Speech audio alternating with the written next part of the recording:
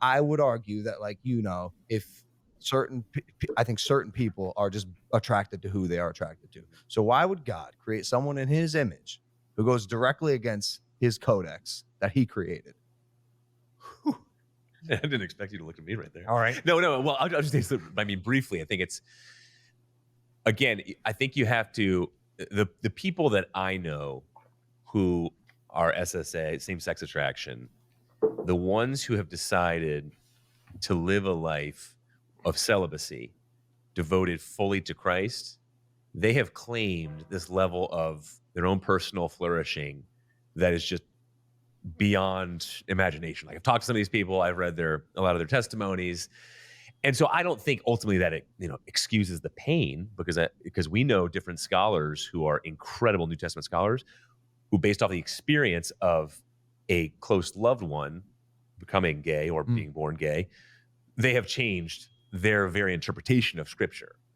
And so it's so hard once you, like, just what you said, I totally agree in terms of how the experience plays into your own emotions, because you feel just tragedy for this person who's actually, if you're going to tell them the Mike Pence conversion therapy is what you have to go through to get out of this homosexuality, like, that's tough. That's where I start to, like, harbor resentment. But remember, like, the Bible talks well over 300 times about heterosexual sin and only 6 times about homosexual sin.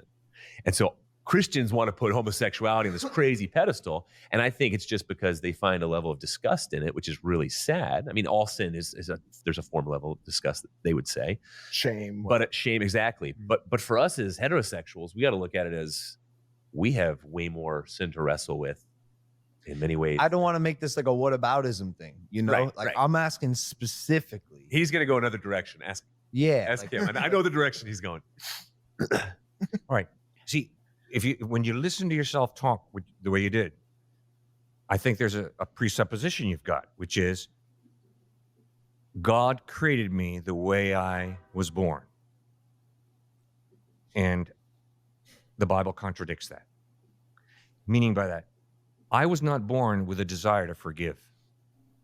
You hurt me bad enough, I'm coming after you. That's naturally what I do. So then I've got to ask myself the question, my desire to come after you and seek revenge, is that what God created me to do? Or did God create me to forgive? I was not born with a heterosexual drive to have sex with just one woman. I was born with a heterosexual drive to have sex with as many good-looking women as I could get into bed with me. This whole idea that God created me to be this way, no. I am born with something that Jesus in the Bible calls a readiness to sin factor. When I was a little kid playing in a sandbox with a buddy, I got ticked with a buddy. So ticked, I picked up a metal truck and slammed him over the head with it. Cops are still looking for you, by the way. Yeah, that's right. All right, it came very naturally. I never saw that behavior modeled from my environment. It was sort of an instinct. It just sort of happened. So this whole idea that every drive that I have that I'm born with is good, no, I've got a lot of drives that are not good. In fact, I'm a mixed up kid. That's why I need God's help, because I am a mixed up kid. So through that analogy, then, is it safe to say that you believe that It's not like you're saying homosexuality is a choice. not a choice, but a to someone's ability to forgive, which I think is a faulty. No. I think he was comparing it. Sex with many different women. I don't have to. And the guy at the University of Arizona who said, I date. And I said, really, why do you date? And he said, because I have a very high testosterone level. Okay, I didn't say, that? yeah. That's a crazy thing to say. It is crazy. Wild That's I didn't say to him, no, you don't have a very high testosterone level. I don't know. I don't know the chemical makeup of his body. But what I do know is he still has a free will. He does not have to date. Right. I think it's a faulty analogy, Cliff. How? Because you're comparing that to like someone's intuition and who they're attracted to. Yeah, I'm attracted to many women. Are you attracted to men? No. Why not? Because that's the way I'm hardwired. That's Okay. my So what chemicals. if someone is hardwired the exact opposite way by their God, and then not accepted by their God because God's book says we don't accept you because you're this way? First of all, God accepts all of us. He loves all of us. All right. So everybody is loved. Everybody has equal value and dignity. The whole idea that I am more valuable because I'm a heterosexual is a joke. It's false. I'm not valuable before God because I'm heterosexual. right? God creates all human beings in his image, but we're all mixed up kids. We all have equal value. I'm not more valuable. Well, I'll tell you, I used to go to a prison every Monday night, and I used to go into protective custody and talk with a guy who kidnapped little boys. Okay, I think that is the end of what we'll commentate on. But thoughts? So I see a couple of things there that I saw with Christopher Yuan, and they're kind of just anti-gay boilerplate talking points for Christians. And one is to, first of all, say that God expects and Christianity expects just as much of heterosexual people and cis people as it does from any queer person. When we actually look at the evidence of what different behaviors and lifestyles predict as far as mental well-being in people, we just don't see that being true. Research does not actually demonstrate that asking an LGBT person to be against their own will, celibate, and against their own inherent orientation forever is as healthy as it is for a straight cisgender man to get married to one woman and be with just her forever. For a straight person to marry someone that they're attracted to and have an outlet for their sexuality, even if they have some repression of their sexuality within a Christian framework, is still, on the whole, something that predicts relatively good outcomes for people. I mean, there are better outcomes that people can have than having repression, but having some kind of outlet for your sexuality, especially found in a committed relationship, is generally a pretty healthy thing for people. Now, you hear them saying that, oh, well, heterosexual people have to rein in their orientation. They have to go against their orientation too, don't they? See, it's a fair system.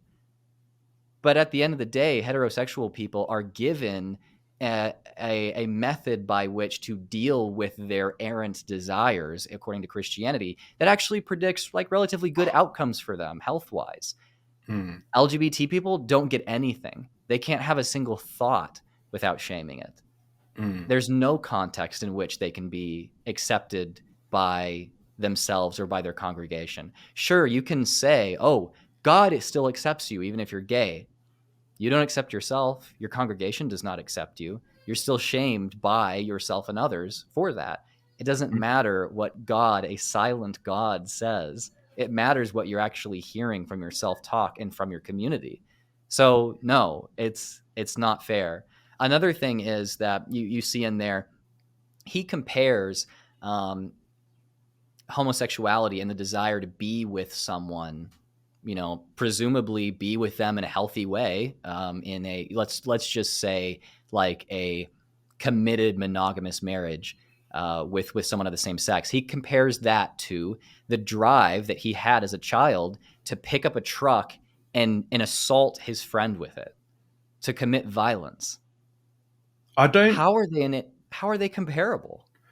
I also don't know what it is about these evangelical preachers where I'm not sure if they're both evangelical, but these preachers why do they use such like, there was a car crash and then 4 people died, and they always use these like insane, and it's in your video, they always use these insane like life or death analogies, or like these like really like primal, like visceral like analogies that just don't work. Like, I want people to remember that Cliffe is really good with the way he speaks, and he's very very convincing.